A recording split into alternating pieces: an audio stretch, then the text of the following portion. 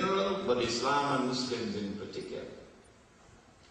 And be able to explain that mysterious, mystifying, puzzling, baffling relationship between the white world order and the state of Israel. Now we can understand. If this is the world order of Gog and Magog, and if this is the world order which is bringing about globalization, and if inherent in that globalization process is the destruction of faith, and all of mankind are being embraced in a godless melting pot, what do we do about it?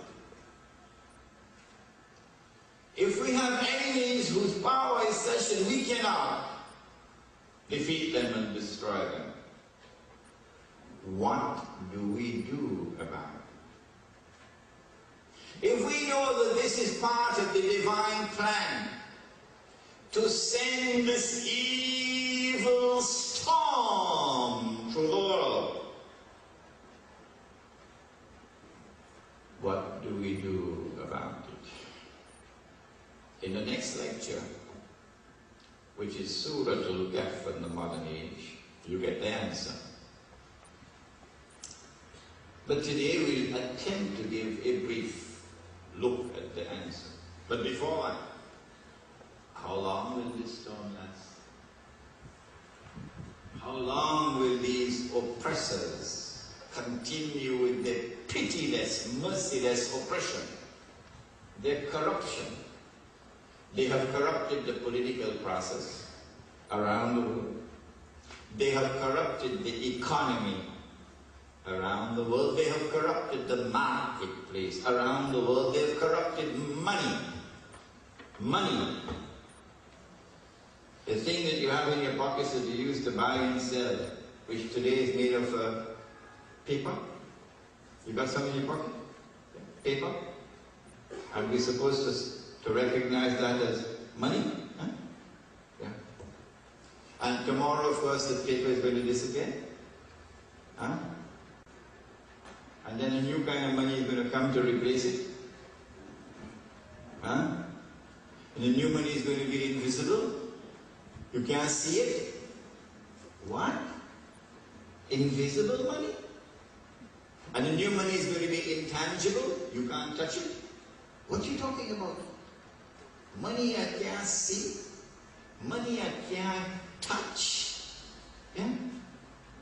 And I'm supposed to accept that as money? Nah. Only somebody who has the brains of a jackass would accept money you can't see and money you can't touch. Yeah? Those who corrupted money by taking away real money and replacing it with artificial money, paper money, and then cause the paper to fall in value. And as the paper falls in value, wages lose their value. And then of course the chief personnel officer, CPO in Port of Spain, have teachers demonstrating in front of CPO office and striking their white feet, wages falling in value. Because the paper falling in value. And then when they have completed their process using paper of corrupting the world through a system of legalized theft, they can rip off mankind. Then they move to the next stage, which is to enslave mankind with a new financial slavery. And so the paper will disappear. You don't believe me? Just sit there and wait.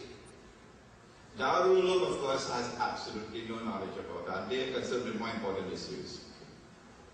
Darul Uloom is concerned with far more important issues. When all the paper disappears, then electronic money takes over. It's already showing its ugly head. And with that electronic money, financial slavery comes to the world. Financial slavery comes to the world. You can't take your money out of an account, bank account, nothing to take out. Because only electronic impulses in machines in the bank. All that you could do is to transfer your money from one account to another. That's all you can do. They know how much money you have. You can't hide it from them. They know how you're spending your money. They know where you're spending your money. They know where you're getting your money from. Everything they know.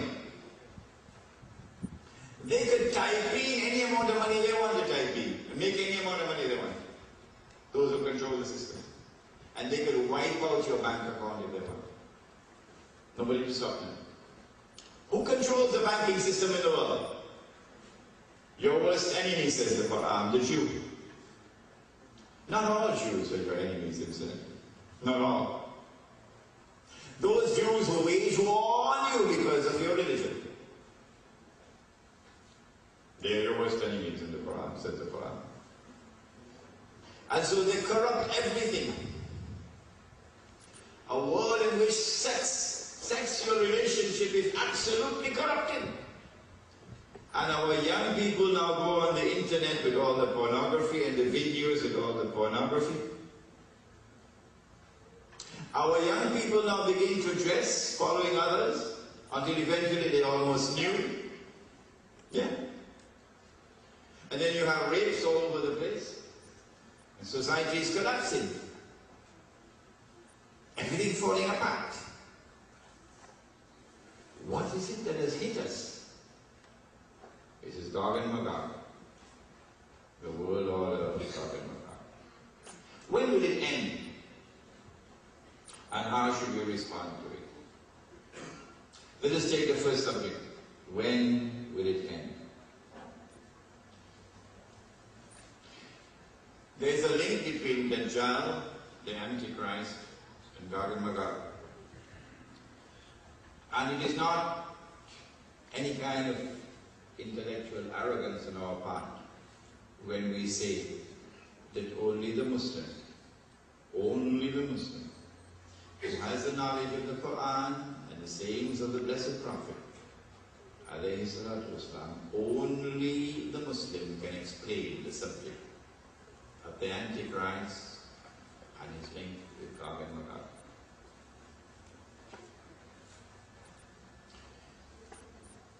Dajjal uses Gog and Magog as his right hand and his left hand. The Antichrist is in a dimension where we can't see him. Remember that. When he's in a day like a year, we can't see him. He's in stage 1. When he's in a day which is like a month, we still cannot see him, but he's in stage 2. When he's in a day which is like a week,